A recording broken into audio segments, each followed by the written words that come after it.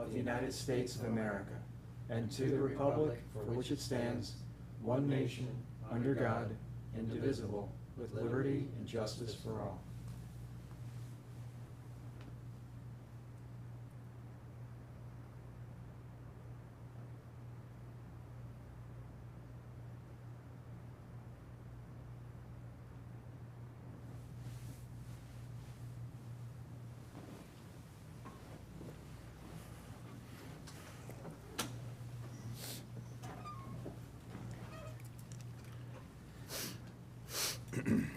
Commissioner Guerin, I think it's your turn to start us. Okay. Yes, sir. Thank you. Good morning, Carroll County. Just a few quick announcements. Again, I want to thank the Carroll County Chamber of Commerce for a lovely breakfast and opportunity to speak to the board and business leaders on Tuesday morning. Thank you very much.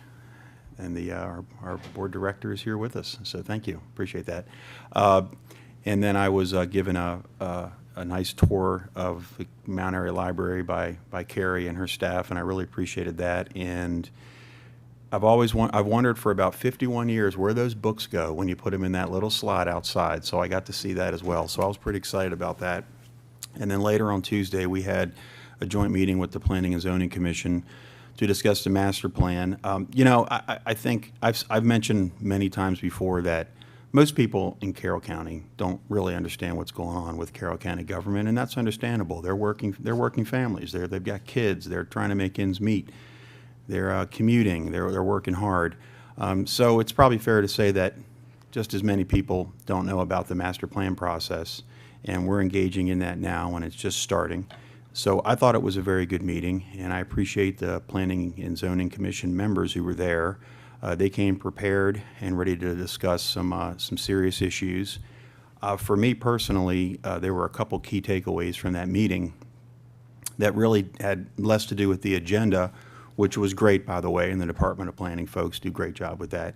But for me, I thought we had a really good discussion about things that we weren't going to be able to change and things that we weren't going to be able to affect as part of this process. I think that's important to recognize that there are some things we can't do.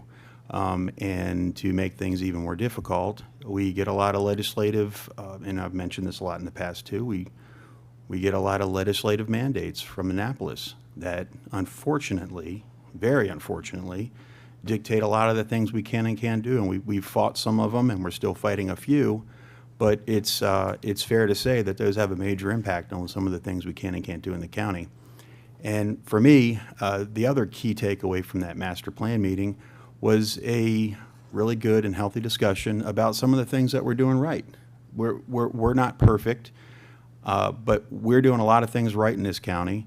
There's been a lot of master plan processes in the past, and everyone's done as well as they could. But what I felt was a key takeaway from that meeting is that we're doing pretty good here in Carroll County. There's a reason why people want to live here. There's a reason why everybody wants to move to Carroll County. It could be better, but if we're not careful, it could be worse. So for me, I thought it was a very productive meeting for that reason and a lot of others, and wanted to thank, again, the Planning and Zoning Commission members who were there, the staff for putting together a good meeting. We will have many other meetings. There'll be a lot of public input opportunities as well. So I just wanted to make those announcements. It's a pretty busy Tuesday, but I thought it was a good one. And that's all for me. Thank you. Thank you. Commissioner Gordon. Thank you. Good morning. So first off, on Sunday, I attended the Westminster Tire Pros second annual car show. It was a very well attended event. Quite a number of vehicles, WTTR, and a number of other vendors, food trucks were all in attendance.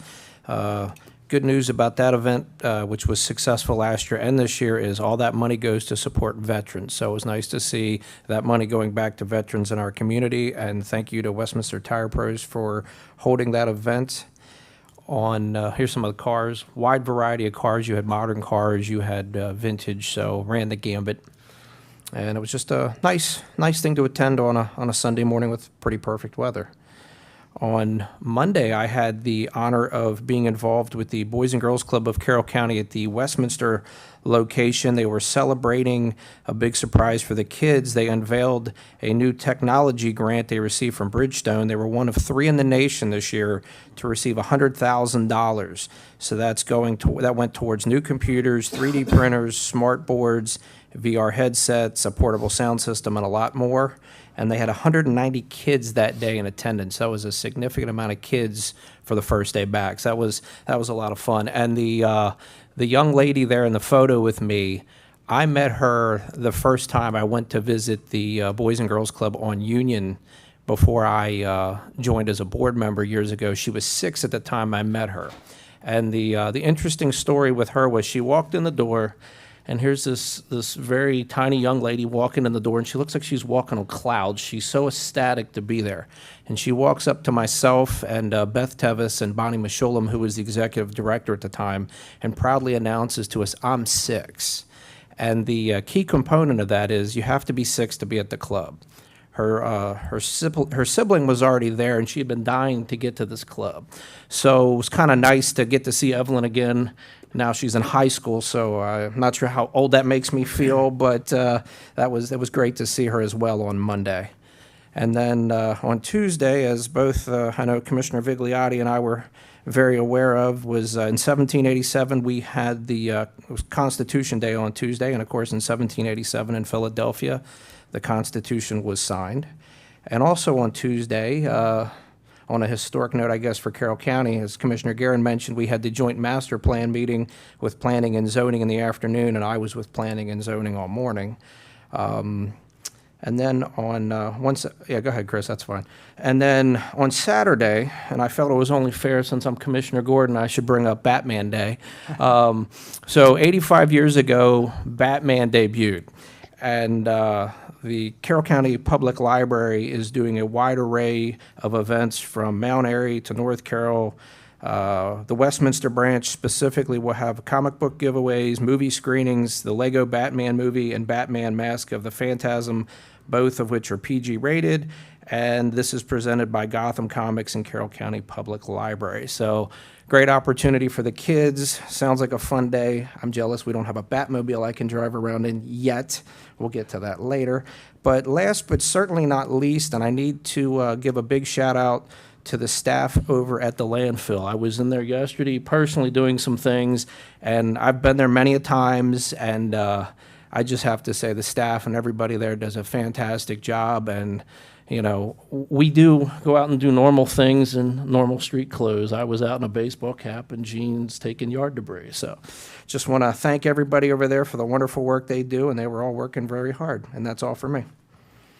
One question, do you have the light that flashes the symbol? We're going to put it on the roof. Chris and I have been talking about that, but I don't want to tell you just yet. So Thank you. Sure. Commissioner It might fall through the roof. We have to be careful. that's true. Thank you, Commissioner Kyler. So good morning, everybody. I want to apologize for my absence last week. I was out due to illness, and that carried through the weekend and into early this week. So I'm in the process of trying to catch up on calls and messages and texts. And I want to say thank you to everybody who did reach out to wish me well and to offer their prayers for me. I'm doing better now, and so thank you very much for that. And again, I am doing my best to catch up with all my correspondence as rapidly as possible. I want to associate myself with the comments made by Commissioner Guerin about the master plan session that we had earlier this week. And obviously, I will also associate myself with the comments made by Commissioner Gordon about Constitution Day. What I didn't get to talk about when I wasn't here last week was that the previous week I was at the 100th anniversary celebration for the Carroll County Chamber of Commerce, which occurred at Antrim in Tawnytown. It was an incredible evening, and I saw a lot of really amazing, wonderful people from the county there. And it demonstrates just how closely knit the county and the Chamber of Commerce are, because we have so many similar goals and opportunities that we share. In particular, I want to highlight that our Economic Development Director, Denise Beaver, was there along with a number of other members of the county. And it's important that we have this relationship because it doesn't only strengthen the economy, but it strengthens the place that we call home. And I almost wonder if maybe there's a way that we could solicit some suggestions from the Chamber of Commerce as we go through the master plan process. We're talking about perhaps ways that we can increase the commercial and industrial development area that we have. And so I wonder if the people who actually do it for a living may have some thoughts or some suggestions for us. So this Wednesday, I had the privilege, as always, of attending the Farm Museum Advisory Board meeting for September. And it's amazing to all of us how quickly the summer has gone by. And the Farm Museum is already gearing up for autumn events and, of course, getting ready to prepare for Christmas as well. Again, to me, it's just staggering how quickly the summer went by. And I think a large part of it was because we've been so involved and so committed to opposing the power line project. I mean, I know that that's the preoccupation that all of us have had this summer. And we continue to have. And I think that's probably part of the reason why the summer went by so quickly. During the advisory board meeting on Wednesday, we received a report from the head of the summer camps that get hosted at the museum, and they've had more kids than ever. And so they are looking forward to next year to expanding the number of camps that they're offering and to increase the number of attendees that they can solicit. So coming up on October 12th at the Farm Museum is Fall Harvest Fest, and then on October 26th is the Crab Festival. And I also want just two other quick things to let everybody know that there are some other interesting things coming. So Union Bridge will be hosting a Drug Awareness Expo on Wednesday, October 2nd at the Union Bridge Fire Hall at 8 West Locust Street from 4 to 8 p.m. And then Tawnytown will be hosting their annual Harvest Fest at Memorial Park on Saturday, September 28th from 11 to 3. I attend a lot of these events, and they're all worth attending.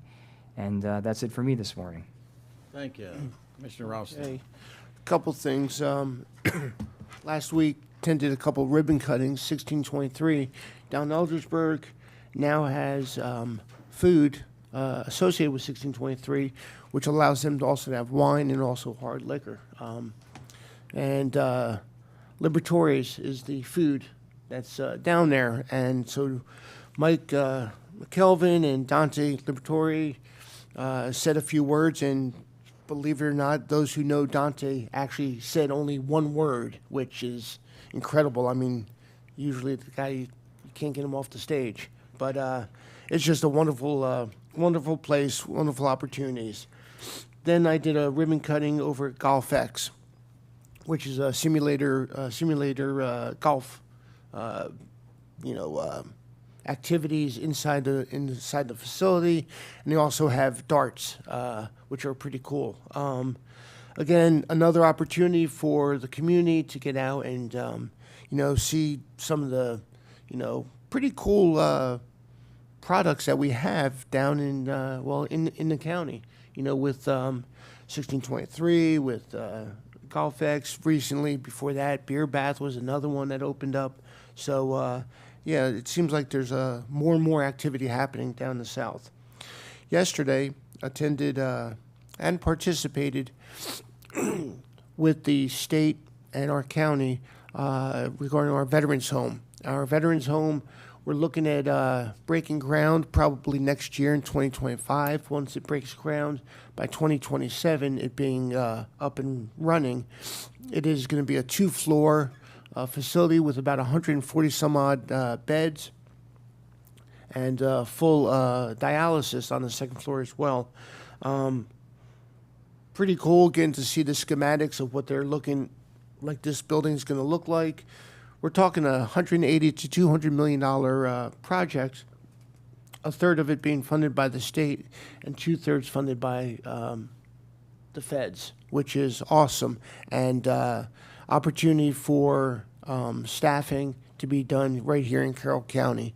So more to follow on that as that develops, but we're moving in the right direction. So I'm very proud of the partnership we have with the administration, with MDVA, which is now Maryland Veterans Affairs and Military Family, or Military Family. So I think they're doing a great job in keeping the focus since Secretary Owings' passing on the Veterans Home. So And as shared, again, the master plan, appreciate the team's work, the staff's work, the continued work.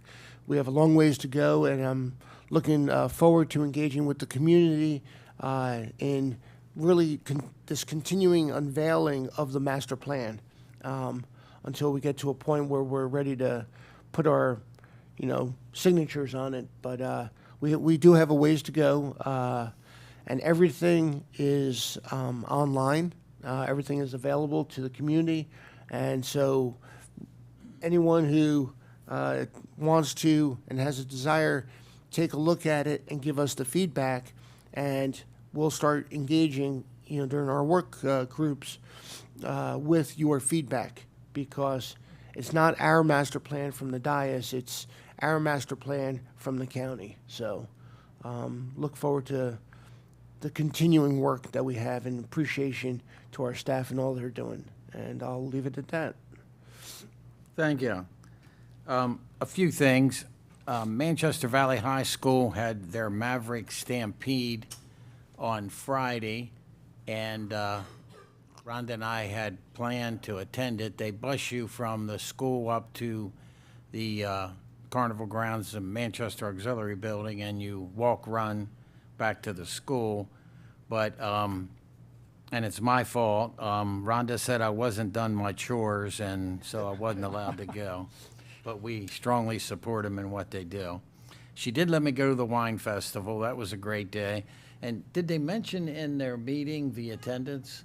About 5,000, they think. Yeah, I think the first ever wine festival was at Union Mills, and about 4,500. So I think it was 3,000 pre-registered, so that means it was about 2,000 walk-ins. So a great day, great crowd, and you forget about some of these events. It's a great event, but it's families. I mean, they set up small canopies, have blankets, stake out certain areas. It's a family day for a bunch of the families, and it's just awesome. After the wine festival, we went to Off the Track Art, right across from O'Lorden's, and a past neighbor, Judy Slichter, had a reception and a display there, and some beautiful art. I think they're open either Thursday, Friday, Saturday, Sunday, or maybe not Thursdays. I'm not sure. But interesting place to go if you're interested. It's art. It's I call them knickknacks. They probably wouldn't.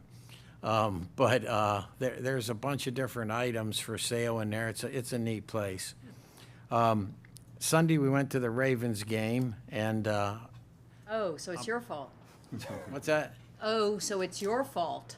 Yes, yes. Well, I want it. That's why I'm mentioning it. I don't know it was my fault, but I won't get into the fault. But everybody, a lot of people say when you're into watching sports, when your team wins, you get a rush. You get some good feelings, and it's all positive for you. We follow Florida State University for college games, and we follow the Ravens because they're our local team. Right now, one of them is 0-3 and one of them is 0-2, so I didn't get a whole lot of good feelings watching that game. It was a shame. Both teams could be undefeated right now, but they're 0 and whatever, and that happens.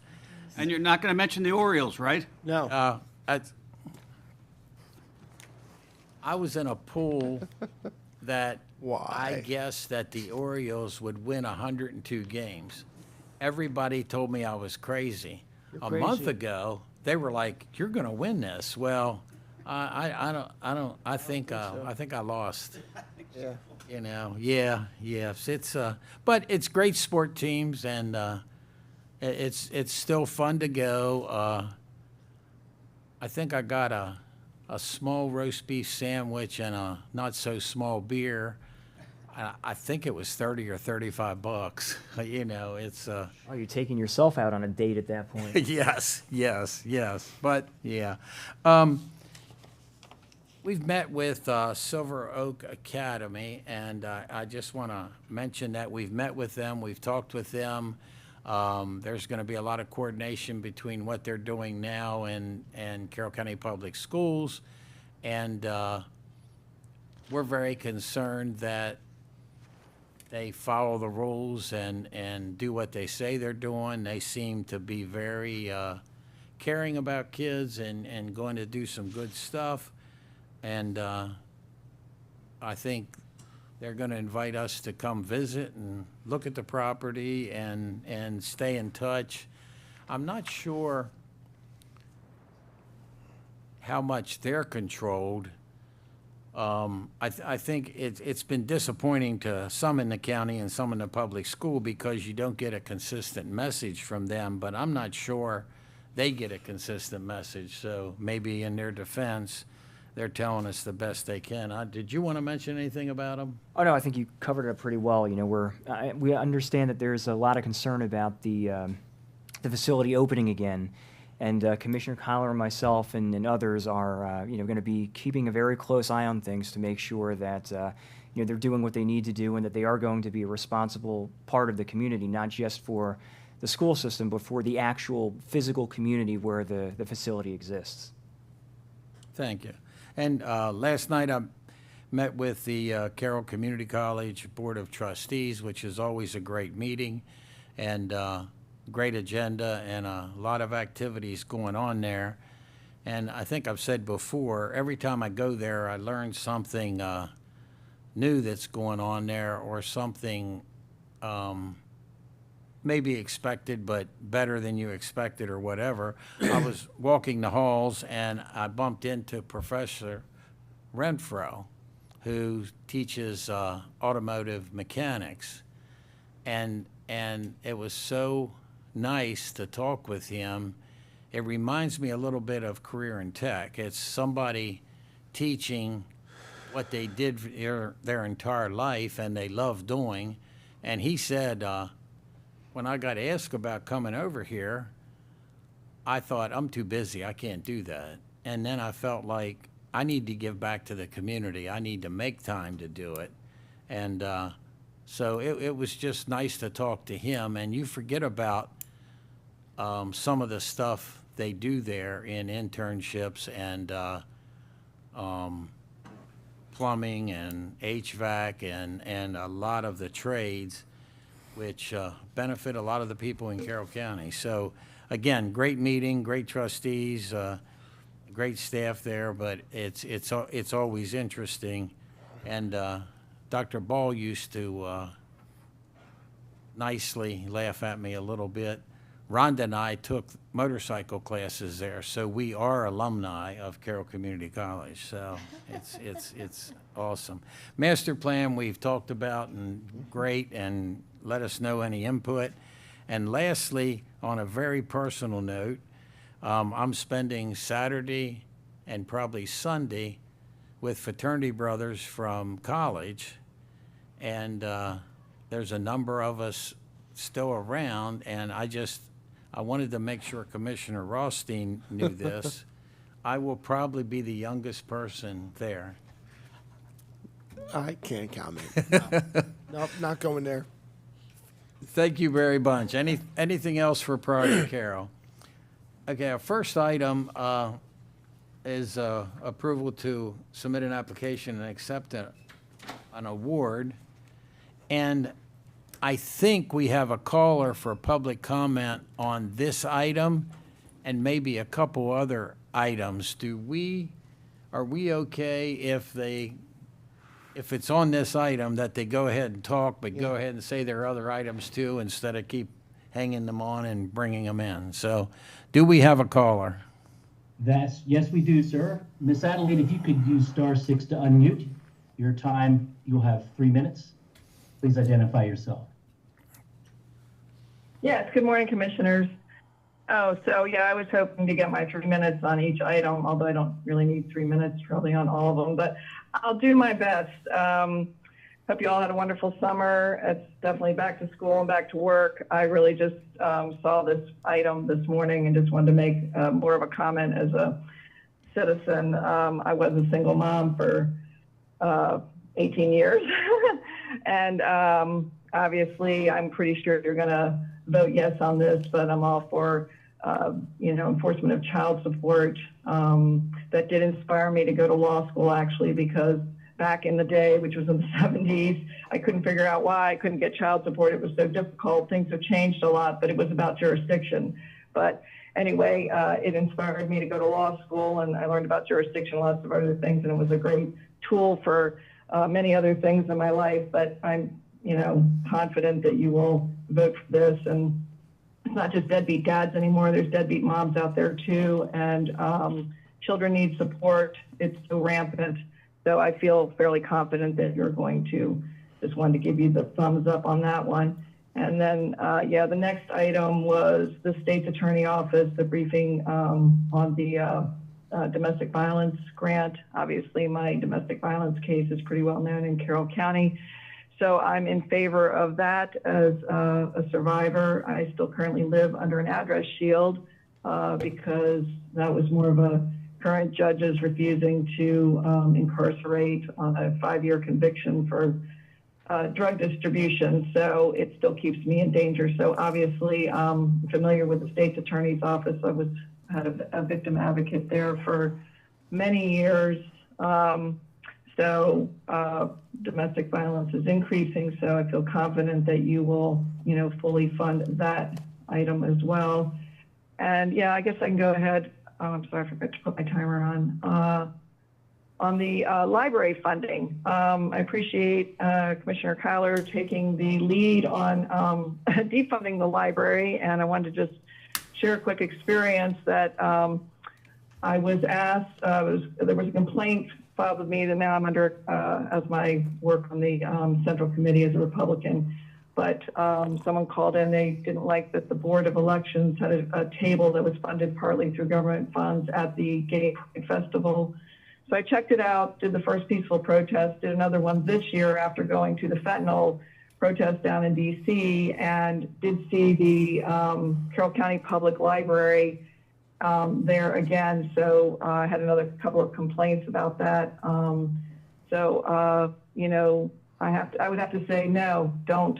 I would say don't, give them the bonus when they're using government funds to participate in a very highly controversial, especially in this area. All other things aside, whether it's assisted suicide or whatever it is, as Republicans, we're looking at, is the government funding this initiative? Is it in line with conservative values in Carroll County? And so I think that would be a no on that. Finally, I guess I was going to do a general comment. Did want to appreciate, I was at the 9/11 commemoration, and it was International Suicide Prevention Day the day before. I really applaud Commissioner Rothstein for his work. He shared a very poignant story of helping veterans have high rates of suicide, as do domestic violence survivors. And, the veterans group really opened the door for bringing awareness to suicide prevention. So I wanted to, commend Commissioner Rothstein for taking a good lead on that. You're all great leaders in different areas, so I try to point that out whenever I can. Okay, I guess that'll be it for me. Thank you all very much. Thank you. That's all we have, sir. Okay, thank you. Good morning. Good morning, Commissioners. Good morning. Morning. Good morning. Did you want to start? Okay. So basically, we're here before you this morning. The Sheriff's Office works with the Circuit Court and local Department of Social Services to provide the child support enforcement services in Carroll County. The Sheriff's Office locates absent parents, serves them with complaints to establish or increase support, and serves warrants, writs, body attachments, and criminal bench warrants to delinquent parents. The agreement funds the salaries and benefits of one full-time sheriff's deputy and 75% of an administrative position, as well as overtime, office supplies, training, equipment, and other operating expenses. So at this point, this is all included in the budget. The county match is budgeted for 25. This has been an annual recurrence since I've been involved with the sheriff's office. It's something that we work in partnership with other parts of the county, the magistrate's office, and things like that. Any questions? Motion to approve the submission of the FY25 Child Support Enforcement Agreement for the Sheriff's Office and accept the award. Second. I have a motion and a second. Any questions or comments? All those in favor? Aye. Opposed? Thank you. Thank you. Next item, approval to submit application and accept award for the Violence Against Women Act.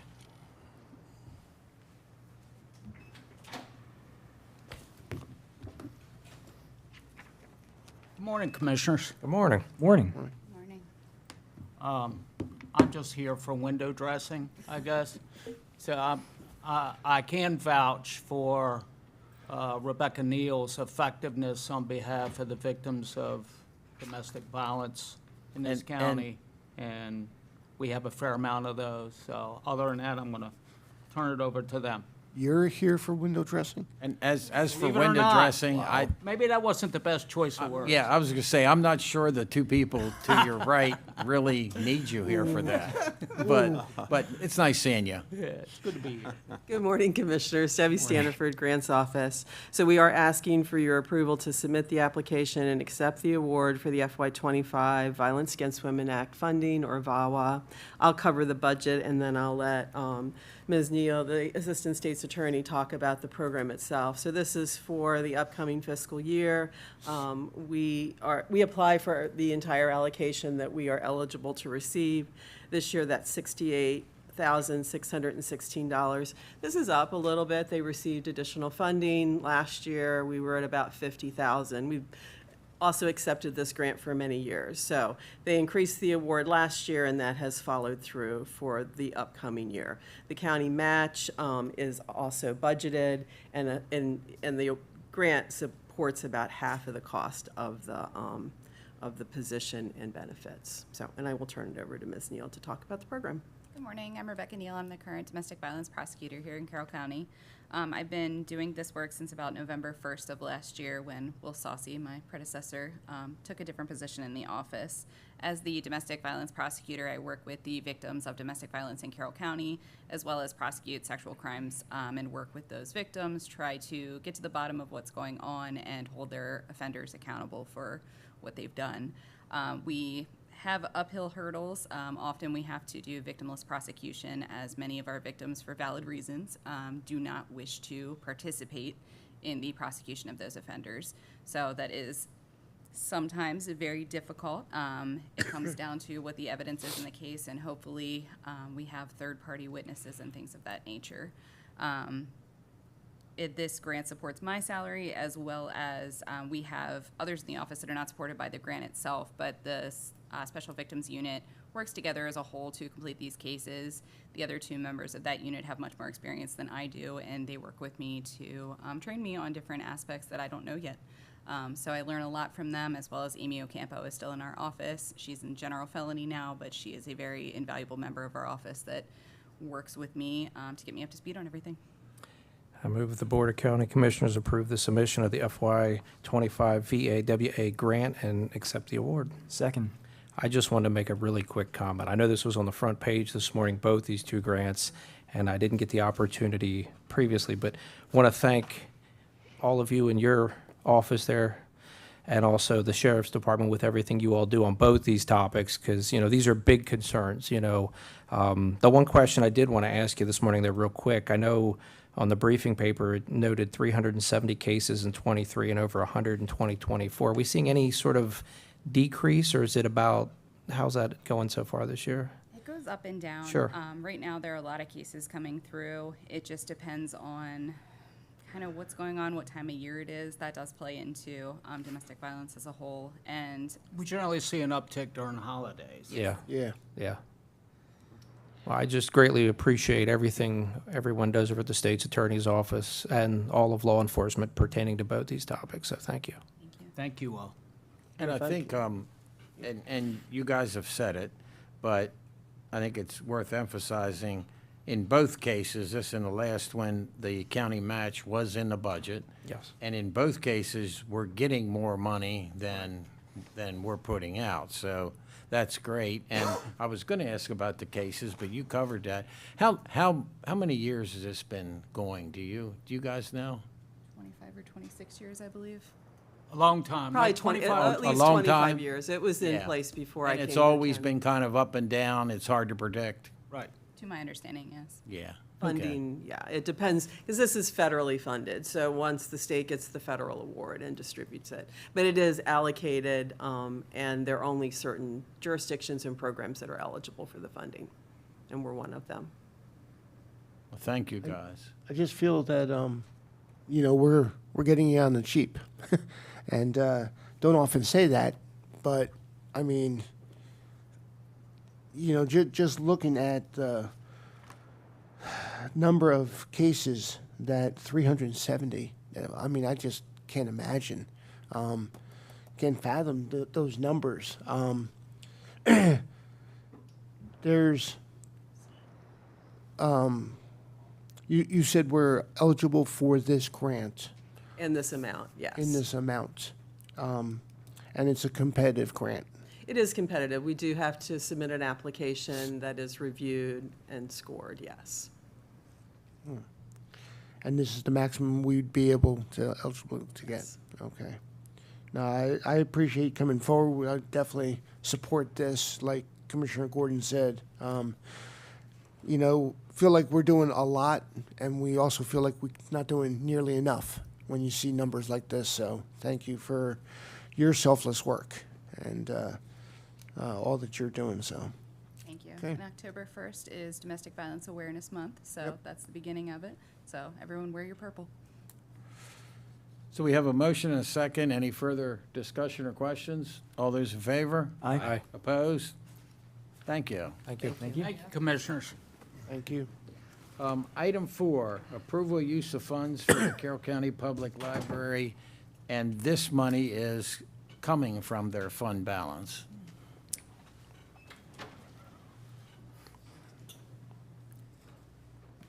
Good morning to both of you. Good morning. Good morning. So yes, we're here to, for the final part of the funds that were initially discussed during the budget session as a one-time bonus for our staff. You have all the dates there in the briefing paper. This was discussed multiple times during the budget session, and then back in July, you released the county's half of the funds, and we're coming here to ask for county approval per the MOU we have with the county to use our fund balance for the library's half of this funding for a bonus for our staff. I'm sorry, this is Jill Edlin. Hi. Jill is our finance director at the library, and I brought her along in case there were any specific questions. She's really wonderful with numbers, and that way I don't have to try and remember. I'd like to ask a question of Ted. So only a few entities in Carroll County, including us, have fund balances, and there's minimum, maximum, but anytime they want to use their own fund balance, they do come to us for approval to use it, correct? Yes. And that's the same with all of them, all the fund balances? Okay. Commissioners, any questions, comments? How much in fund balance is there currently? I mean, this is something that is covered by what you have in fund balance? Yes. So as of fiscal year end 2024, which our financial statements are not final yet, this is all draft. Our unassigned fund balance is $1,058,415. $1,058,000. Do you, and I know fund balances, one of the good things about them is emergencies, but like, for instance, the schools had HVAC go up in a school and different things. Do you have any potential plans for using more of this? We have a few small capital projects inside some of the branches that we would like to, down the road, use this for. The North Carroll branch needs flooring. It needs a remodel of the entrance area. It needs a new circulation desk, that sort of thing. And those sort of mid-range capital projects, we've got 2 or 3 of them targeted. At some point in time, we have to coordinate this with, of course, the county departments. But yes, we've got some of that earmarked for those kind of projects. Good. What percent of the budget is in the fund balance? Currently, it's roughly 8% is our unassigned fund balance, just to 8% is unassigned fund balance. The agreement we have, or an understanding, it's not, by law or regulatory, but it's more understanding, is that we keep it to around 5%. Around 5%, Is that correct? Yes. Yes. So this has creeped up over time to 8%. Taking out the 169,000 would still keep it above the 5%. So the 169,000 is not part of that 1,058,000 because based on accounting legality, it is technically already spent money because it has been under discussion between yourselves and us. So it is considered part of our restricted fund balance, not our unassigned fund balance. Because our board has already voted to spend the money on this item, so now it's moved into a restricted fund. But the capital projects that we just discussed would bring the fund balance down below the 5%. So, yes, I think this was a lingering effect of some of the money we got from COVID and that sort of thing. And we do want to address it so that we keep that agreement in place. So how much more money is in the restricted fund balance? Fund balance is complicated and it's made up of 5 different sections. So our total fund balance, restricted, assigned, committed, all of it, is $2,531,691, which includes prepaid expenses, anything that was encumbered at the end of the fiscal year, which means essentially there was a purchase order out there and we hadn't actually received the invoice for the item. And then assigned costs. And that assigned cost involves this specific.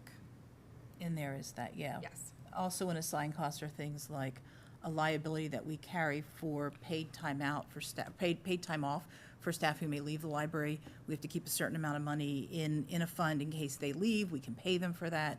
There's funds in there for the pension program. There's funds in there for, it's that sort of liabilities we have to be accountable for that are held in the restricted fund balance. Also, as we did not receive additional funding this fiscal year, we stayed flat funded. We did carry forward funds, and anything that is considered carry forward is considered a committed fund balance. So we carried forward money to be able to continue operations from last year to this year, and that's. So the action that you're requesting us to take is to take the $169,200 out of fund balance, but specifically where? Assigned fund It's an Out of assigned the balance, yes. assigned fund balance. Okay. We have the same auditors you have. This is how they told us to do it.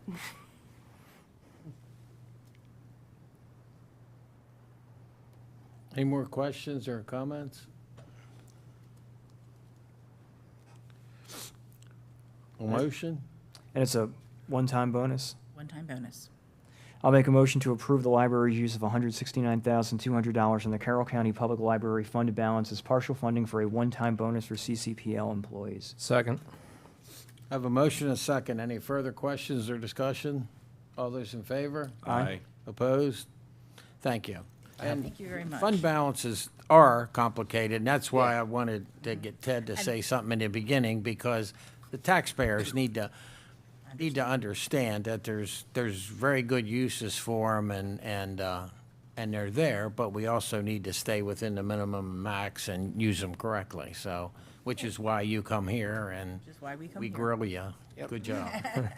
And, part of the fund balance conversation is to say that, like, if there was an emergency and county government could not fund the library in its buckets, that how would we continue to operate? And GFOA, which is the government accounting who gives us, actually says that your fund balance should be 60 days operating expense, which for us would be the entire fund balance of $2 million. So we are well under what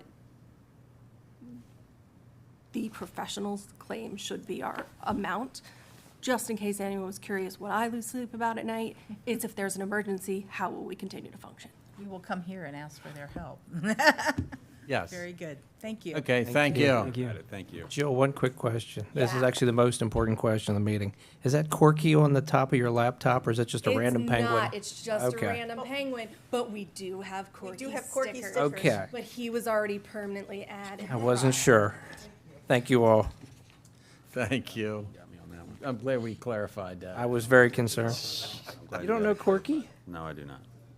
You went to the library and you don't know who Corky is? I'm just looking at books. I'm just trying to read. Okay. I don't know what's going on. Okay, now we want to talk about final approval for fiscal year 25 MALF program applications. Good morning, sir. Good morning. Morning, Commissioners. How are you all this morning? Well, thank you. How are you doing? I'm doing well. I'm sorry I don't have my better half with me today. She's under the weather. Uh-oh. But I am not totally unsupervised. I have Donna down in the office, so we should be good. Good. All right. Good morning again. I'm going to read through this first one because I think it's important information that people should hear. We're here today for final approval of Maryland Agricultural Land Preservation Foundation FY25 cycle. For fiscal year 2025, the Maryland Agricultural Land Preservation Foundation has solicited all qualifying counties to send applications for easement sale as of July 1st, 2024. However, due to a lack of funding, the MALF Board of Trustees has decided to combine FY25 and FY26 into one easement cycle. Carroll County sent 16 landowner applications for consideration. Of those applications, 5 are Critical Farms applicants and have already received final approval. 2 either did not receive an offer last year or rejected an offer and are reapplying with approval from last year. The other 9 applications, which we'll see today, are being submitted for the MALF Matching Funds program. In that program, counties contribute 40% of easement cost and the state provides 60% of easement cost. Carroll County annually budgets $1.3 million through a bond to take full advantage of available state funds. On June 12, 2024, the Carroll County Ag Preservation Advisory Board approved the 9 applications that you will see today. So these applications must now be given local final approval in an open session according to MALF procedural requirements. Purchase amounts are not yet available. Applicants will receive an offer from the state for the purchase of an agricultural conservation easement at either the applicant's asking price or the appraised easement value, whichever is lower. So with that, I'm going to move into. Before you talk Yes. about the individual ones, so by them combining the 2 years, does this mean that there won't be any more of these for a period of time because the state cut it? Yes, sir. We will not be submitting applications next July. We won't be submitting any more applications to the state program until July of 2026. Do you have any indication, is this reduction look like the future, or is it temporary, or did they give a reason? I'm hoping it's temporary, since they get some of their money from transfer tax and there was high interest rates, there weren't a lot of properties changing hands, so their funds were limited the next 2 years, and they do expect them to go back up, as long as the interest rates, can recover a little bit. And I'm sorry, go ahead. Well, I was going to say, and procedure, So you're going to go through 9 different projects. Do you want us to vote on each one as you do it or collectively and when you're done? Each one individually, Okay, please. Which makes sense. Okay. And historically, this isn't the first time that they've adjusted funding, I guess I'd say. No, not at all. Yeah. Okay. Okay. All right. So qualifications for the MALF program, each farm must be at least 50% Class 1, 2, and 3 soils, and each farm must also be at least 50 acres to stand on its own. If it's smaller, it must be adjacent to an already preserved farm, and we have to have at least one unused lot right to retire. All the farms are ranked using a LISA score, land evaluation, and site assessment. They will be using actual appraisals at the state level. Those appraisals will be reviewed by the Department of General Services, and then a value will be recommended to the Board of Trustees for approval. 40% of the cost share is through annual bond funding from the county of $1.3 million. Today we'll be looking at 925 total acres. I had explained earlier that we are sending down 16 applications to the state this year. 9 will be seeking approval today, and the advisory board has approved all of these farms on June 12th in 2024. The first farm we have is in New Windsor. It's Frank Vleck and Vanessa Vleck, 1664 Wakefield Valley Road, 85.09 acres at 99.8% qualifying soils. We will be retiring 5 lot rights, and this farm is in District 1. I'll make a motion to approve the application for the Franklin Vleck Jr. and Vanessa Vleck property at 1664 Wakefield Valley Road in New Windsor to the MALF program. Second. That's it. Tim, is that a sufficient motion? Yes. Okay. And we have a motion and a second. Any further discussion or questions? All those in favor? Aye. Opposed? Thank you. Thank you, Commissioners. And I'll try to make it to this. I appreciate the quick response. We'll try to get to this picture each time for approval. Thank you. The next farm we have is 19.41 acres off of Keysville Road in Kemar, owned by Michael and Linda Baker. It's 99.9% qualifying soils. We're retiring 1 lot right. It is also in District 1. This is how the farm sits in relation to other farms. And once again, I'm asking for final approval for Michael and Linda Baker Farm. Motion to approve the submission of application for Michael and Linda Baker at Keysville Road, Kemar to the MALF program. Second. We have a motion and a second. Any discussion or questions? All those in- This one's much smaller than Yes, sir. others, and because it's adjacent to what's already exists. Do we go much smaller than this? We can, as long as it has 1 lot right to retire, the state, it qualifies for the state program. Okay. Okay. We're going to see one smaller that has more lot rights. Okay. So we'll get to that. Yep. Thanks. Any further discussion or questions? All those in favor? Aye. Opposed? Thank you, Commissioners. Good. Next, we have Edward Ankers Jr. and Nancy Hayes. This happens to be right down the street from the last farm, 6625 Keysville Road in Kemar, 52.93 acres, 99.7% qualifying soils, and we're retiring 3 lot rights, and it is also in District 1. This is how the farm fits in with other ag preservation in the area, and you can see the previous Baker farm there to the left. Motion to approve application of the Edward Ankers Jr. and Nancy Hayes property at 6625 Keysville Road in Kemar to the MALF program. Second. Have a motion and a second. Any questions or discussions? All those in favor? Aye. Opposed? Thank you. Next, we have Mr. Brett Condon's farm, at 1314 Wakefield Valley Road in New Windsor, 54.67 acres, and 83.8% qualifying soils, and we're retiring 7 lot rights, and also in District 1. This one is just down the street from Mr. Vleck, our first farm today, and again, we're asking for final approval of the Vleck farm. Or the Condon. Condon Okay. farm, That's excuse me. okay. Took me a second Do there. I was like, wait a flex second. twice. Right? Sorry about that. No worries. I'll make a motion to approve application of Brett Condon, property at 1314 Wakefield Valley Road in New Windsor to the AMALF program. Second. Have a motion, a second. Any discussion or questions? All those in favor? Aye. Opposed? Thank you. Thank you. Next, we have the Michael and Carol Hogan property located at 4300 Babylon Road in Tawnytown.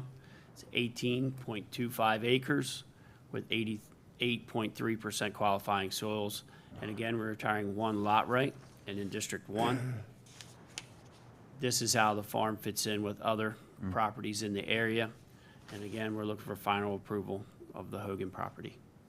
Motion to approve application of the Michael and Carol Hogan property at 4300 Babylon Road, Tawnytown to the AMALF program. Second.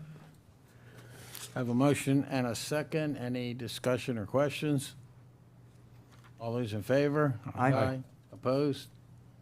Thank you. Thank you, Mi- Commissioners. Mr. Smith, just, Yes, you know, while you've got this graphic up, can you Sure. just spend a couple minutes explaining to everybody again the different colors?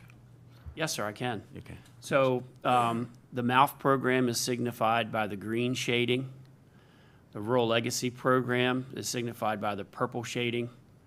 Our land trust easements is signified by the reddish-brown shading, and our Carroll County easements is signified by the blue shading. Excellent, thank you. Sure, no problem, no problem at all. To go over. The next property you have is 11.5 acres, owned by Kevin and Shirley Lewis and Thomas Ellison. It's located on Merkle Road in Westminster. Is 100% qualifying soils, and we are retiring 2 lot rights in District 1. This is how the farm fits in with farms in the area that are preserved, and we just recently preserved the 2 farms to the west that totaled 180 acres. But once again, we're here for final approval of the Shirley and Kevin Lewis and Thomas Ellison farm. Motion to approve application of the Kevin Lewis, Shirley Lewis, and Thomas Ellison property at Merkle Road, Westminster to the AMALF program. Second. Have a motion, a second. Any discussions or questions? All those in favor? Aye. Opposed? Thank you. Next, we have the Thomas Crumrine and Christine Crumrine Farm located at 544 Bankert Road in Westminster, 54.04 acres with 87% qualifying soils.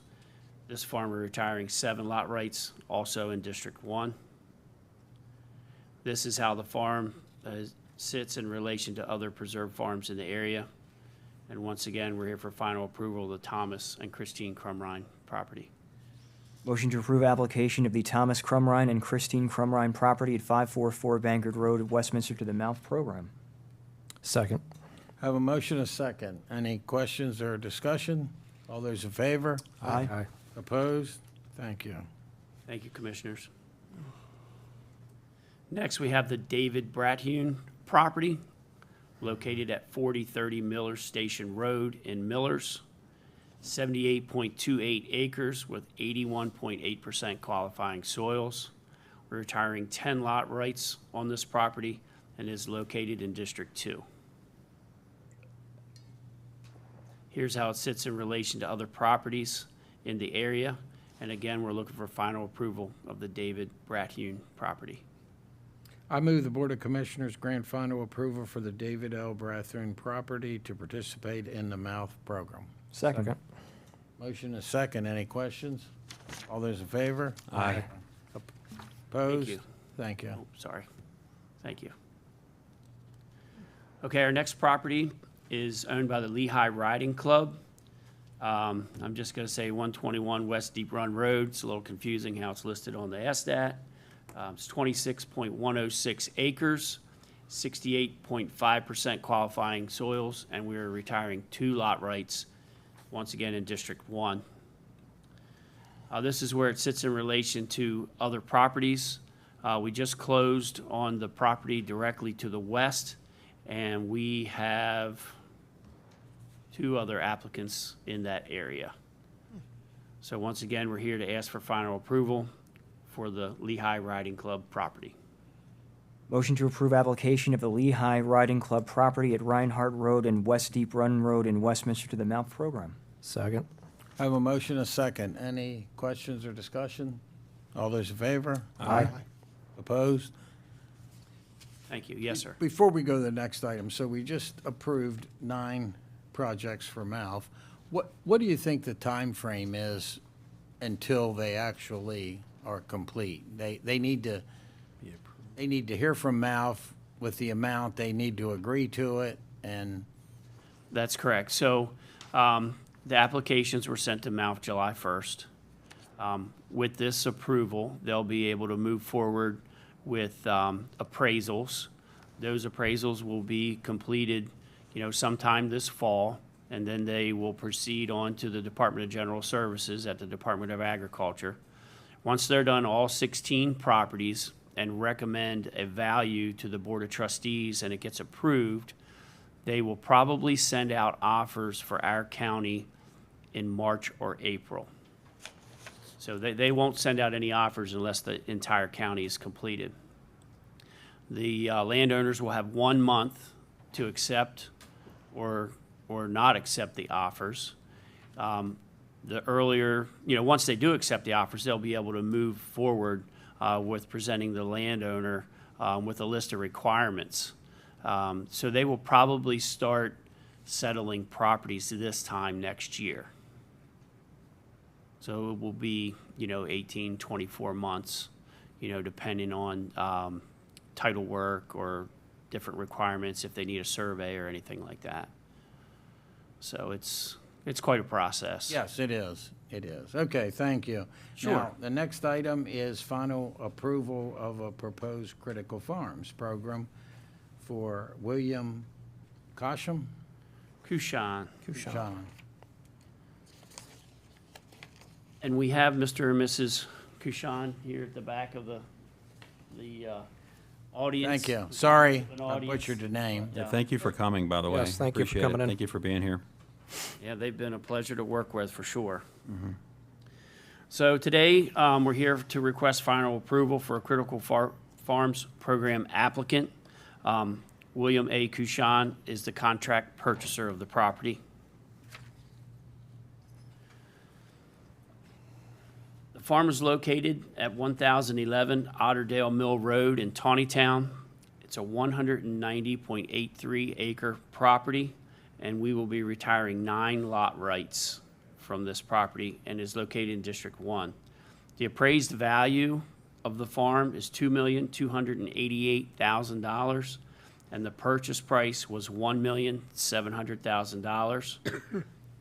The county offers to pay 52.5% of the purchase price or our appraised value of the land only, whichever is lower.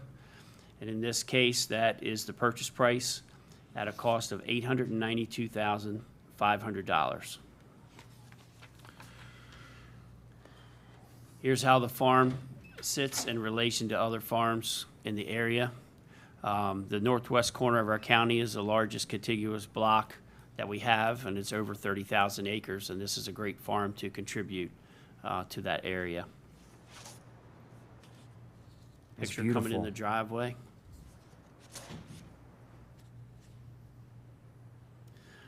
Once again, we're here for final approval of the William A. Kushan property on 1011 Otterdale Mill Road, 190 acres, retiring 9 lot rights with an appraised value of $2,288,000 and a purchase price of $1,700,000 at a cost to the county of $892,500.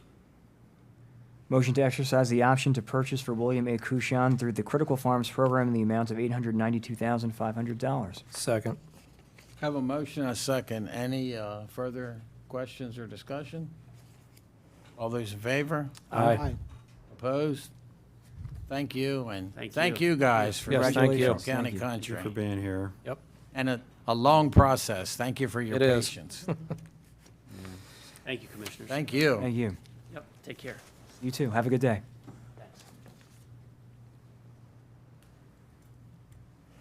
Now we have a request to increase the contract with Magstone LLC.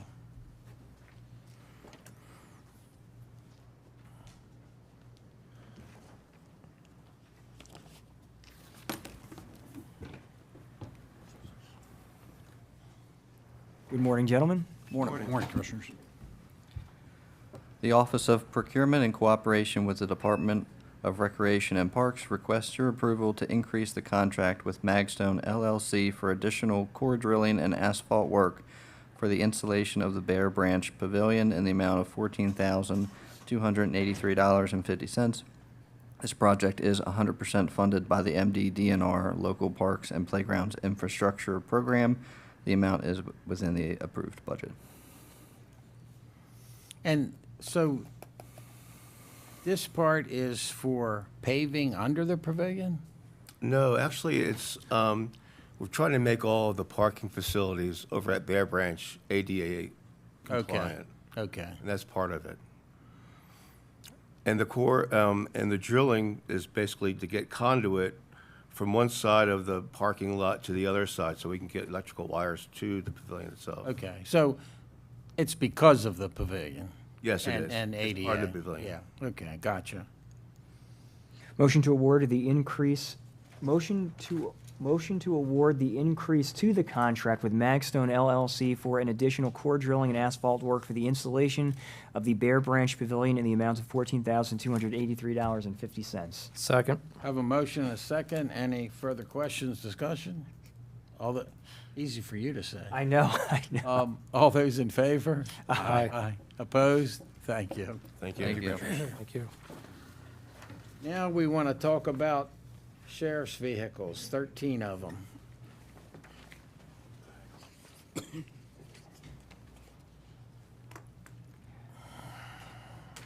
Morning, gentlemen. Morning. Morning. You got a haircut. I fell out. Getting old, man. It's not gray. That's all here. The Office of Procurement, in cooperation with Fleet Management and Warehouse Operations, requests your approval to use Priority Install LLC to complete the upfitting of 13 Carroll County Sheriff's Office vehicles in the amount of $330,816. It includes all parts, labor, installation, and delivery. Priority Install LLC is a current term contractor with Carroll County, and this amount is within the approved fiscal year 25 budget. Motion to approve the use of term contractor Priority Install LLC to complete the upfitting of 13 Carroll County Sheriff's Office vehicles in the amount of $330,816. Second. Yeah. Are the vehicles here? No, sir. They're expected to begin arriving in November, December timeframe. At that point, they'll be sent to Priority for upfit. And this finishes them, but not the interior? The Including equipment? including like cages and components like that. Yes, sir. Okay. Includes everything, yes. Okay. Any questions, discussions? All those in favor? Aye. Opposed? Thank you. Now, repair to a vehicle. All right. The Office of Procurement, in cooperation with the Bureau of Fleet Management and Warehouse Operations, requests your approval for the purchase of repairs on Sykesville Ambulance number 13021 in the amount of $38,180 to Century Ford. This amount is within the fiscal year 25 approved budget. And this repair is actually an engine replacement for the unit. Motion to approve the purchase of repair work on vehicle number 13021, Sykesville Ambulance to Century Ford in the amount of $38,180. Second. Have a motion and a second. Any discussion or questions? What's causing the engine to be replaced? The engine experienced a failure out in service several weeks ago. The engine developed a knock, and upon investigation and diagnostics, there's metal that was spread throughout the engine, so we do have to replace it. So it's not under any warranty or anything sir. like this. Was a investigation done on the engine itself as far as what happened? I mean, This unit has right around 200,000 miles, Okay. so it's suspected that simply the Shavings, amount of damage, use, and then it's an aged unit, yes, sir. okay. All those in favor? Aye. Opposed? Thank you. Thank you. Now, Longleaf Pine Road Water Main Improvement Project.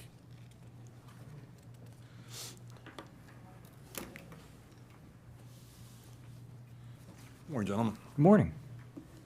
All right, the Office of Procurement, in cooperation with the Bureau of Utilities, requests your approval to award a contract for the construction of Longleaf Pine Road Water Main Improvement Project in Commissioner District 5 to Stambaugh Incorporated of Union Bridge, Maryland, in the amount of $368,025.00. These improvements were recently advertised for bid on public purchase, and 8 bids were received. 7 of the bids were deemed responsive and summarized in the table below. The bid submitted by Stambaugh Incorporated is approximately 10% below the engineer's estimate of $407,438 and represents a fair value to the county. The bid amount is within the adopted budget. Is the intent to use Mart's water tower while the one by Century High School is being fixed, or it's not temporary, is it?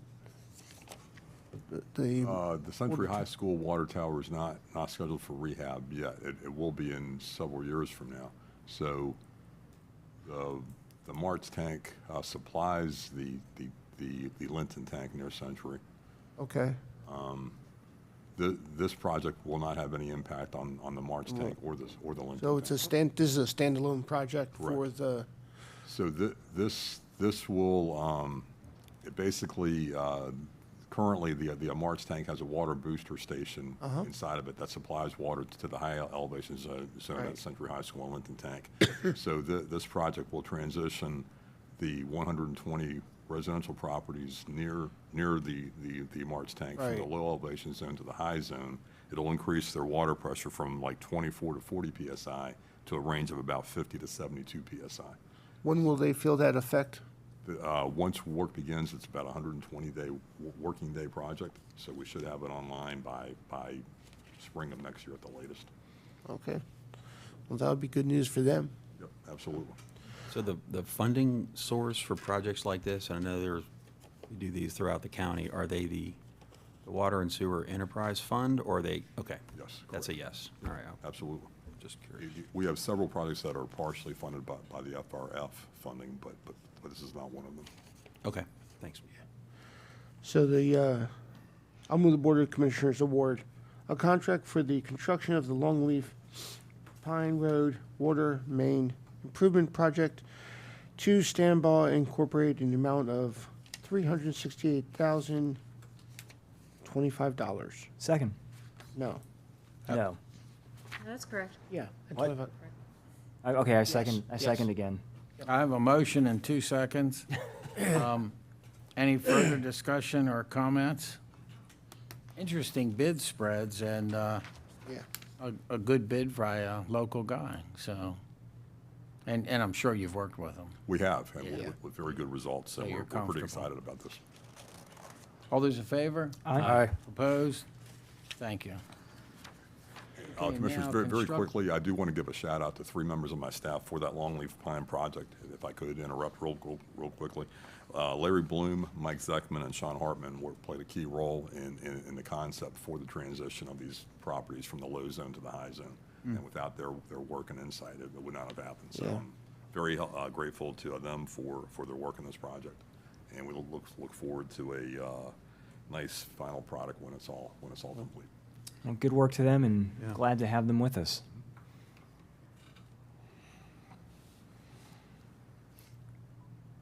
So now we want to talk about construction inspection services for the Longleaf Pine Road. We're all having difficulty Yeah, today. no, you started it. I'd like to be a trendsetter. The Office of Procurement, in cooperation with the Bureau of Utilities, requests your approval to award a contract for construction inspection services for the Longleaf Pine Road Water Main Project in Commissioner District 5 to Johnson, Miriam, and Thompson Incorporated of Hunt Valley, Maryland, in the not-to-exceed amount of $61,307.00. This award will be made via a competitively bid term contract. The bid amount is within the adopted budget. So these inspection services are part-time, approximately 5 hours per day, and I simply do not have the staff available to self-inspect this project. As you heard me mention in the previous item, the construction duration is a maximum of 120 working days, and this contract is a not-to-exceed amount, meaning if it finishes early, we are not going to pay the entire amount of the purchase order. The line about not having the staff to do this. At one point, did you have the staff to do this, or no? Never have. Okay. My water distribution staff that this falls under consists of 5 employees, and they're very busy with other aspects of the job. I'll move the Board of Commissioners award contract for construction inspection services for the Longleaf, excuse me, Pine Road Water Main Project to Johnson,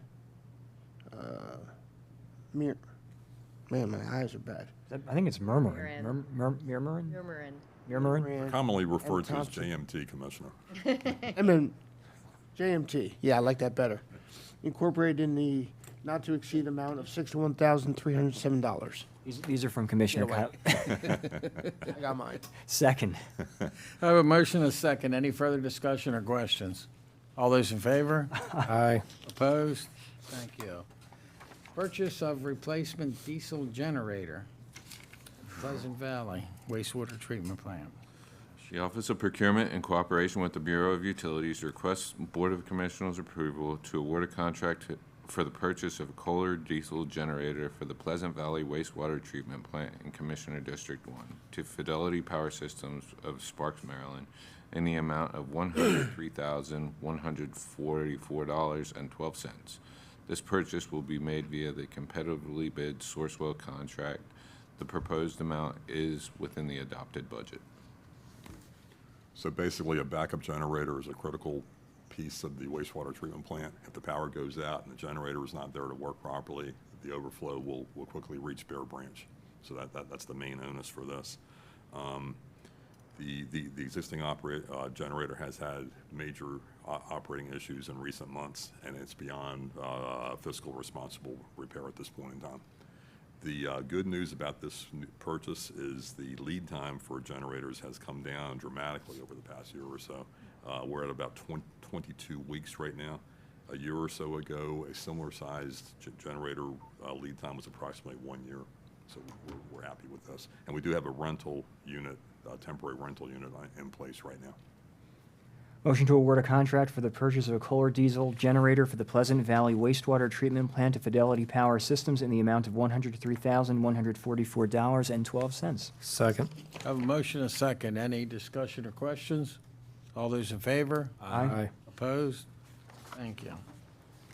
Now, replacement of water valve bolts within the Freedom District service area. The Office of Procurement, in cooperation with the Bureau of Utilities, request your approval to award a contract for the replacement of water valve bolts at a combined 103 locations within the Freedom District service area in Commissioner District 5 to HTI contractors in the amount of $229,968.00. This award will be made via a competitively bid term contract. These locations were bid as 5 separate groupings to generate interest and competitive pricing. Bids were solicited from 4 contractors, and bids were received from 2 of these contractors. HTI Contractors was the low bidder for each of the 5 groupings. The bids are summarized below in an overall bid amount is within the adopted budget. The average unit cost of $2,230 is consistent with the recent water valve projects that represent a fair value to the county. Gentlemen, some background information for the new members of this board. Water valves installed throughout the county and our region during the periods of heavy construction from the mid-1980s through the 90s included, believe it or not, cast iron bolt connections to water mains. This problem is not exclusive to Carroll County. And what has happened with these cast iron valve bolts is they rust over time. And when we exercise the valves or try and do maintenance on them, the bolts suddenly snap and create water main breaks, essentially. So we are taking a proactive approach to replacing the cast iron bolts with stainless steel bolts that'll last for years and years and years. It's estimated that approximately 1,100 of the 4,300 water valves in the Freedom District were installed during that time period with cast iron bolts. So this contract includes 103 of those valves. We have several hundred other ones done. We have about 700 to 800 left to do, which will take years and years and years. This project here is being coordinated with the Bureau of Engineering and includes many of the roads that are on their paving list in upcoming years. So it's a double bang for the buck, so to speak. We're upgrading our bolts to stainless steel bolts, and we're also making sure that our water main system won't fail under brand new paved roadways. It's riveting to learn about. That was very punny of you. Ooh. So in other words, he didn't listen to anything you said. And he was just planning to say that. He was really plotting. working on it. I was plotting. But regardless of what I'm hearing to my right, I will move that the Board of Commissioners award a contract for the replacement of water valve bolts at a combined 103 locations within Freedom District service to HTI contractors in the amount of $229,968. Second. Have a motion, a second. Any questions or discussion? All those in favor? Aye. Opposed? Thank you. Now, lastly, we're going to talk about water service laterals within the Freedom District service area. All right. The Office of Procurement, in cooperation with the Bureau of Utilities, requests your approval to award a contract for the replacement of 45 water service laterals on various roadways within the Freedom District service area in Commissioner District 5 to HDI contractors of Finksburg, Maryland, in the amount of $116,505.00. This award will be made via competitively bid term contract. Bids were solicited from 4 contractors and proposals were received from 2 of these contractors. The bids are summarized below and the bid amount is within the adopted budget. Gentlemen, this item continues with our ongoing replacement of aging water service laterals task. Water service laterals are the line segments that connect the main to the water meter, and then from the water meter to the house is privately owned and maintained. So what happens over the course of time is the 3/4 or 1 inch diameter copper lines that the water service laterals are made of develop pinhole leaks. So these roadways have a small history of breakages or leaks in their water service laterals. They include Arthur Avenue, Benet Drive, Bomeck Circle, Cutsale Avenue, and Oakland Mills Road. The average cost of these is $2,590. It's very consistent with previously bid contracts. And we worked with this contractor, HTI, extensively in the past, and they do incredibly good work for us. Okay, I'll move the Board of Commissioners award a contract for the replacement of 45 water service laterals on various roadways within the Freedom District service area to HTI contractors in the amount of $116,505. Second. Have a motion, a second. Any discussion or questions? All those in favor? Aye. Opposed? Thank you. Thank you, gentlemen. Thank you. Thank you. Do we have any callers online for public comment? We do not, sir. And we don't have any public comment here. Do we have any administrative session open items? Not for me. I have one I wanted to bring up. Hopefully we can do this relatively briefly maybe today. On September 10th, the board received a email from Westminster Mayor Mona Becker regarding the water reuse MOU that we've been discussing for some time collaboratively between the two boards. They had made some modifications and changes to the last one they had sent over. I don't know if anybody wants copies just to review that or not. Thanks. We've seen it. Do you need another copy? You gave me two. So. I have them. But they had gone ahead and made some reviews and changes. Section 1B, they removed the reference to a specific amount of gallons for water needed for the sheriff's office project, as well as the public safety training facility under Site Plan S190006. MOU now states city will provide water allocation for those two projects. And then in Section 3, they have increased the term to 10 years from where it was previously noted. Originally, it was noted, I believe, as 1 year, and I believe our initial response was looking at 20, so they have sort of met us halfway in the midst of that. I'd like to make a motion that we accept and the MOU that was sent on September 2024 from the City of Westminster regarding the water allocation. Second. I have a motion and a second. Any further discussion? I got a couple things. One, Tom, what were you saying? They met us halfway. Where? On the Section 3 regarding the terms, because initially, the original draft, and I don't have that date in front of me, it was a 1-year term.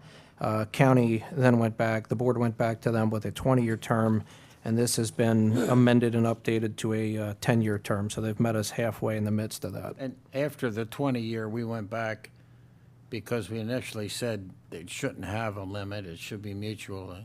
You know, it should have terms on how to end it, and that was our last offer to them.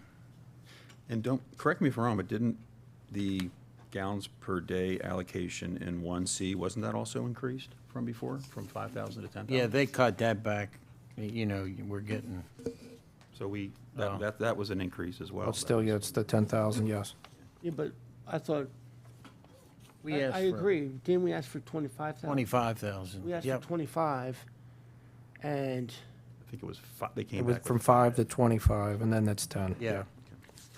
I'm confused now. Say it No. one more time. Wait, are you talking, I'm not sure which number. Are you talking about if they get the 1C. million gallons, that? Yes, portion? once they get to the Their million. offer was always 10. We asked for 25. I thought there was a 5,000. No, that was the first for the state's attorney and the sheriff. Okay, We asked for more. Yeah. my apologies then, I'm getting Yep, things it's easy mixed to- up, my bad.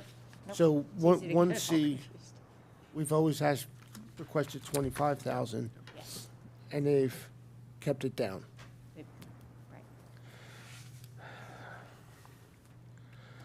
My only reservation in this, I want to say only, I support projects. I support their project. They requested funds from us early on when we received our FRF dollars. And we provided them 1.5 million at that point to do this project. You know, I don't know if we're setting a precedence by doing this. And are the other municipalities now going to say, hey, this is another project for the good of the county, or for the good of the town or municipality, and for the good of the county? But it's really, I mean, is Hampstead going to come to us with now a project, or Sykesville, or Torrington, I mean, somebody else? I don't know what, and I don't micromanage their budget, nor should any of us. I don't know what their money that they received directly from federal government on FRF was, but I know it was significant. In addition to it being significant, they said we need more specifically for this project. Were their decisions in doing that, could they have used other money when it was provided to them from the federal government to do this project. I don't know. I'm reluctant because when you came to us during the budget session, 100% agreed with you that, you being Commissioner Gordon, that, you want to provide one-time $1.5 million to Westminster for this water project, reuse water project, as long as they agree to the, I want to say stipulation, I don't know what the big word is. Give me a word. To the Prerequisites? yeah, prerequisites that we provided. And then we got into this negotiation piece. I'm like, why are we negotiating? Here's the prerequisites. They're valid prerequisites. Let's give them the $1.5 million and move on to another, because we're setting a precedence now that we are doing this back and forth with with a municipality. And everybody's watching us do this. And we have 7 others, 8, because Westminster could ask for another project. As we're reminded, everything may be a good idea. What are the good ideas that we are not going to fund? And we are in a hole going into fiscal year 25, and we're just going to stay that way. So, unless we do something where we're not going to fund something. I don't want to make this the presence in not funding, but I want us to make sure our eyes are wide open while we're doing this. So that's my only reluctance in this. I know everything we do is amongst the 5 of us, and we're very transparent and open about having these conversations.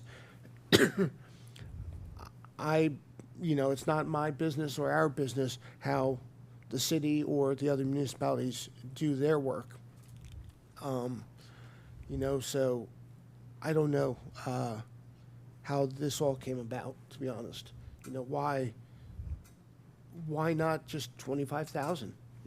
Why not just provide the prerequisites that we put forth, give them the 1.5 million, and call it a day, and let's work towards success.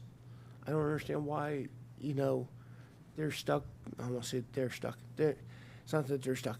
Why we're going back and forth on this. No, I understand your points completely. I mean, I agree with you on the reluctance regarding the budget. I mean, I think if any of us are sitting up here thinking this past year was easy, we all know it wasn't. We all know what's headed ahead. I mean, there's nothing easy about the budget. I mean, Commissioner Rothstein, you and I both voted against it last year. So, I mean, that, we're both in the same, boat for that, so to speak. And I hear you about other municipalities coming forward. I completely agree with that. It's been a thought on my mind all along. I think the one question we have to ask ourselves, though, is, Westminster has had a water issue for decades. This is a pilot program in the state, and this is something that's going to give them an opportunity, which does affect us because, one, the Westminster citizens are Carroll County citizens. City water and sewer is used throughout part of the county. There is economic development that will be spurred off of this. Do I think this is maybe perfect in some of our eyes? No, I don't. But I also know that, it's not a one-off, it's not a zero-sum game. There's going to be other conversations between us and various municipalities, be it Westminster, be whoever, over the coming years where we're going to have to work back and forth. That's my belief. And I understand your concerns about the 10,000 versus the 25. Part of the challenge there is they've got to get back up to a number. So they're going to actually be below it under the initial setup of this. And the main reason, simply put, that I can explain this morning, and it's not mine to explain, it's theirs if they want to, and they did mention this to us previously, the reasoning is the costs went up so much. It's like everything else. It's whether you're buying a car or anything else. The costs have gone up so exponentially. And if I'm not mistaken, and yes, their FRF money is theirs to do whatever they chose to. That's within their means. But if I'm not mistaken, the FRF money that we gave out to all the various municipalities, that was a grant basis that they applied for. That was not just a specific amount of money that was handed out initially from the Board of County Commissioners previously. We didn't, not really. The money that was provided to municipalities, and it was very limited from that FRF, was competitive. And it was addressing utility, problems. And I think it was only 3. Roberta, if I'm reminded, was it 2 or 3? It was Westminster, Tawnytown. It was certainly 2, and it might have been 3.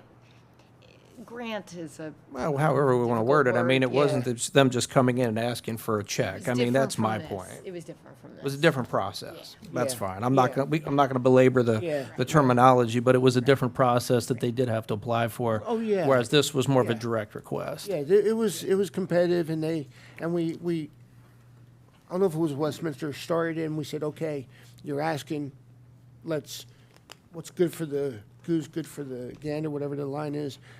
So let's make it competitive for the other municipalities to provide funding. And Westminster, showed their cards and said, this is what we need. We need 1.5 million, and we agreed to that. During the budget process, we agreed collectively to an additional 1.55 million one-time funds to Westminster, as long as they meet the prerequisites, is a better line. I wasn't expecting to go back and forth with an MOU. I was saying, here's the prerequisites, here's the 1.5, knowing we're opening up, I don't want to say Pandora's box, but we're opening up the door for others to coming to us for one-time funds throughout the year, outside the budget cycle. And I agree with you. I mean, we opened up the door the first year we were in office by funding things out of cycle, and I'm not criticizing those things we funded, but we've already done that, be it a municipality or anybody else. And I think, I'm fully with you on worrying and concern and looking at this next budget and the ones further out. I think the thing is, we do all have the ability to say no. And I know sometimes we get criticized, or people will make a statement publicly and say, well, the commissioners just approve everything. We don't approve everything. We've never done that. There are times when things don't get voted through. And I think if there's something that another municipality wants to bring forward, or anybody else, we have to look at those things like we do everything else. And I'm not going to, pretend that 1.5 million isn't incredibly significant. It is.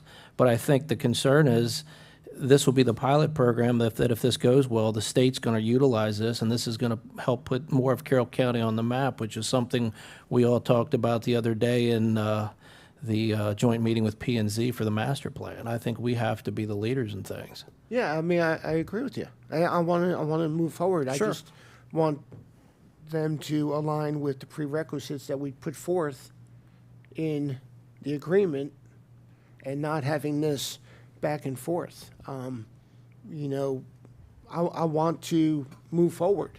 I just don't agree that we should having this negotiations, one amongst ourselves, and then again with the city or any municipality. Here's the dollar amount. Here's the value in the dollar amount. Here's the prerequisites provided. Why can't they move forward with the 25,000 as opposed to 10,000? So, I apologize.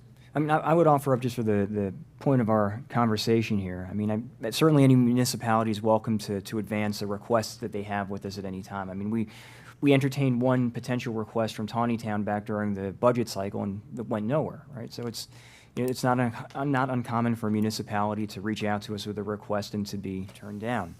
In this particular situation, I think for me, and it's not even just having a service on the municipal level, I think we're kind of in a unique situation here, because we're working or partnering with the county seat, which is also the city of Westminster. This is a unique set of circumstances in my mind, And it's not just that we're saying, okay, well, here's $1.5 million and we expect X, Y, and Z, and then have no, the city has no say in that. We are seeking something as well. We're not just giving them $1.5 million saying, if you want to accept this, then here you go. It's we're trying to garner something in return, and that's, for example, having enough water for the sheriff's building and the future public safety complex, both of which are in the MOU now. So I think that unique set of circumstances where we are seeking something as well as offering something necessitates that we are in a position where we do have to go back and forth a little bit, and we do have to negotiate a little bit. We aren't some quasi-government agency. We aren't some regulatory agency. We aren't some department that has been given the authority to exercise the distribution of funding under specific circumstances, specific requisites. We are in my mind anyways, we're a partner agency in the effect that we're trying to accomplish something of mutual interest for both the city of Westminster and for Carroll County. And so that's why, ultimately with the final draft that we have in front of us, where they did come up on the number of years of the length of the MOU, where they instead of trying to argue about specifics about the water amount, they just said, they gave us carte blanche with that. They said, okay, whatever the sheriff's department is going to end up taking, so be it. It's in there. So I think that there has been, I'm not saying that no one else doesn't think this, but for my argument, I'm saying that there's been good faith on both sides here to attempt to come to a conclusion that is as mutually agreeable as possible, given that, we both have, between the city and the county, we both have our own perspectives on this. So I'm certainly in favor of the MOU as it is. Is the Sheriff's Department and Public Safety on city water currently? The sheriff would Where be. they are now? Yeah. Yes. Yeah. So they're on city water now. So putting this in an MOU, they're going to be on city water they're crossing the street. It's not like they're all of a sudden, we're asking them for a special favor.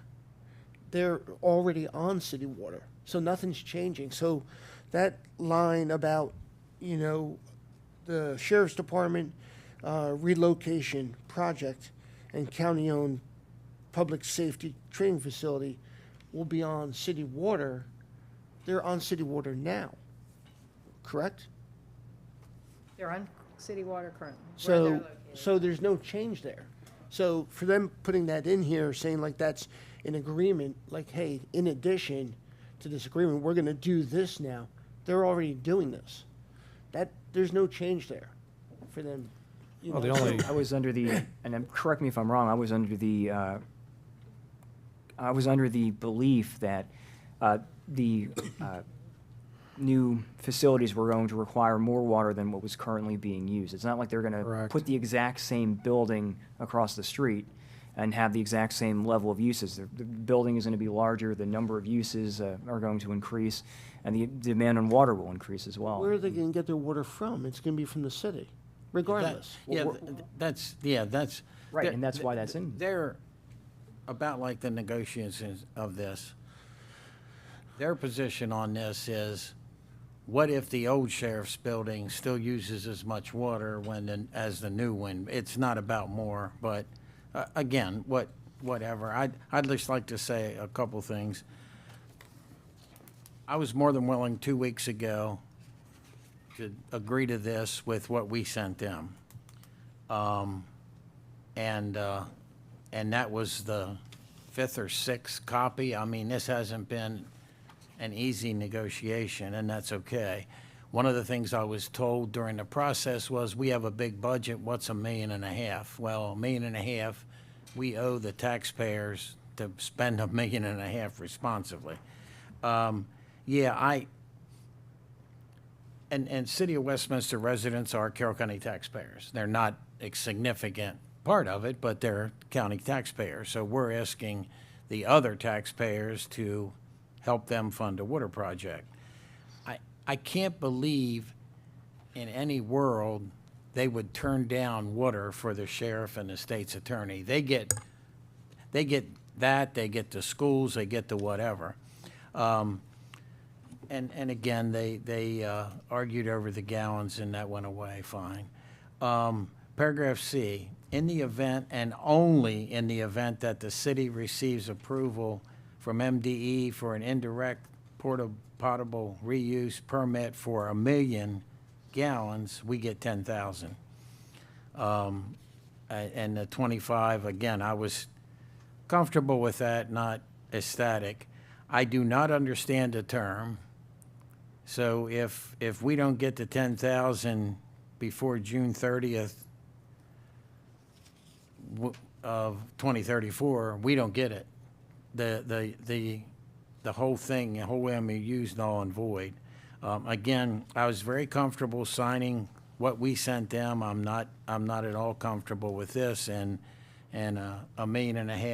I just feel like, as all the struggles we had with the budget, I don't think what we sent them last was unreasonable. Well, the one thing, though, just for clarification, though, the water would stay with the current property. So whatever the allocation is, say, for the current sheriff's office building, that's still going to stay there. So we would need additional water allocation for that new, larger building. Yeah, that's what they're saying. Again, they don't know. We may demo that building. I mean, I understand that logic. It's pretty weak. I mean, they're going to provide, the city, for them to say that in accordance with this agreement, we're going to provide water for the sheriff and a training center. They're providing it now. They're not going to not provide it. And I just, like I said, I'm for this project. That's why I agreed with you months ago that we want to use that one-time funds. Just let's give them the one-time funds with the prerequisites that we have put in place. It's not about compromise what they want to do compared to what we want to do. Let's stick to, listen, you're going to continue to provide water, and services to the sheriffs and service training center. We know what the future is going to look like because we have that in the plans. And let's move forward. Limiting the term on this, I believe, is short-sighted in the sense that you don't need a 2034, for everything to be done. It could be, in due, whatever time, and we can put something in there. Again, I thought we did what was right in moving forward to giving them the money. And it wasn't an MOU, it was more prerequisite approach. I'm for it and want to support it.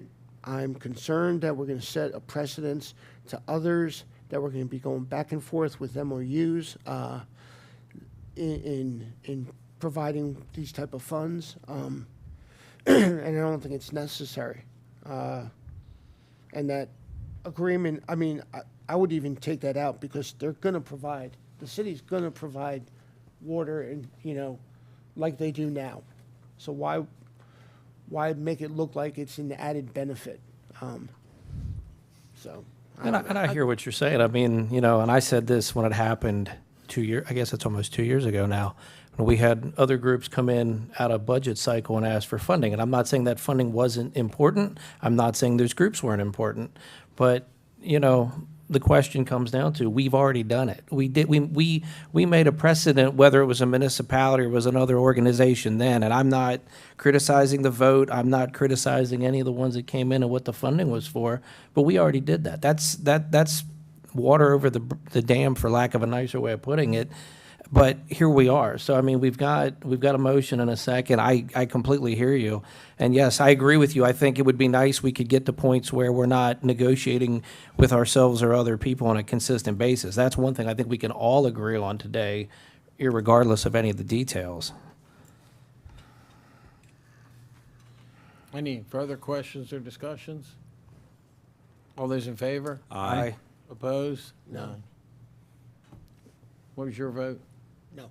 No. So 3-2, it's passed.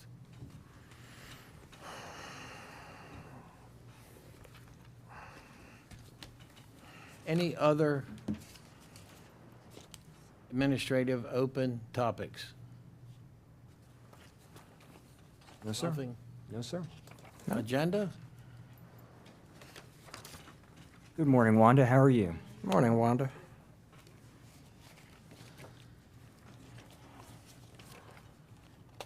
Okay, Monday, September 23rd shows nothing. Tuesday, September 24th, Workforce Leaders Reception. And as far as I know, no one is attending it. And then Ag Center Board Meeting, I have that night at 7, and I felt like Arundel Mills is too far to go and think I'll be back by the 7 PM meeting. Wednesday, September 25th, public hearing, Spring Valley Solar. Is everybody on that? But Well, me? I'm actually running it, so. Yeah, I think- you're I a think- co-host. I think we're all part of that, if I'm not mistaken. I will unfortunately be the only one not in attendance on that, so. So you're not? I am not, because I will be I'm not. I'll be elsewhere in at Southern 5:30. Maryland. Yeah, it's whoever wants You are. to. Yeah, I can do it. So 3 of you are. Okay, good. At 5:30, Carroll County Realtors Annual Installation Dinner, Commissioner Gordon. And the same thing, that's a great event, but I'll be in Southern Maryland. Thursday, September 26th, 8 a.m., closed admin, 9 a.m., open session. Priority Carroll, Chapter 161, Development Rights and Responsibility Agreements. This is the public hearing. Right. Item 3, text amendments, solar site design requirements. That's just an update, Yes. a presentation. And we'll have to have a public hearing and everything for that, correct? Correct. Yeah. Yeah, so this is just an update. Yeah, that'll be the update from what planning and zoning just. What's went- that? That's the update from what planning and zoning just Yeah, discussed, yeah. Yes, yes. Updates the ethics ordinance, cardiac device grant, adoption of the county's purchasing policy, and that's about what the state changes, correct? And, Yes, state mandated changes. yes. And item 7, briefing on the transit budget. Item 8, decision on grant acceptance. Item 9, Carroll County Humane Society kennel replacement. Item 10, mill, pave, and restripe a parking lot. Item 11, upfitting one emergency vehicle. Public comment, admin open, agenda review. 3 p.m. Consolidated Transportation Program tour with MDOT, and that shows all of us. Friday, Saturday showed no events. It's Commissioner Rothstein's podcast. And at 6 p.m., Gold Star Family Day, Commissioner Gordon. You're good? Yes, sir. The following week. I'm sorry, can we go back to Wednesday, the 25th? The public hearing is at 7 o'clock. Right. Oh, it is at 7? Oh, It's not 5 o'clock, 7 Okay. o'clock. yeah, correct. Okay. Yeah. It was talk that it was 5, but seven. it's confirmed that it's 7. Yes. Yeah, good catch. Mr. Burke, if we could real quick, since you jumped back for a second. On Thursday, item 4, is that just a state update, or what are we looking at there? For the ethics ordinance?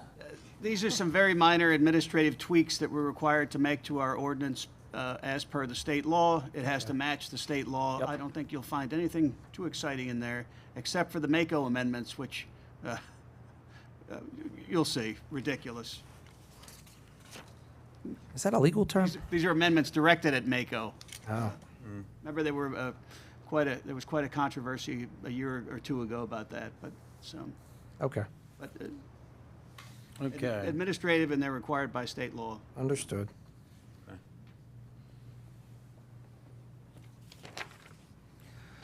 Monday, September 30th shows nothing. Tuesday, October 1st, if I'm willing to listen to Commissioner Rothstein talk, I get breakfast. You could do it There's for me. Collar and Rothstein. On Wednesday, groundbreaking ceremony at the Kimmy House, Commissioner Gordon. Planning and Zoning at 6 PM, Commissioner Gordon. On Thursday, closed admin and open session at 9. And right now, we're not going to do anything that day, but I assume that it will get filled. Public comment, admin session open, and agenda review. On Saturday, October 5th, is the 10th annual Blue Mass at St. John's Catholic Church. Commissioner Gordon and Commissioner Vigliotti has the podcast. Any other items? And I'll catch you. Yeah, because I don't know that I have a change, but maybe. Any other items to discuss? A motion to adjourn? So moved. Second. I have a motion, and a second. All those in favor? Aye. And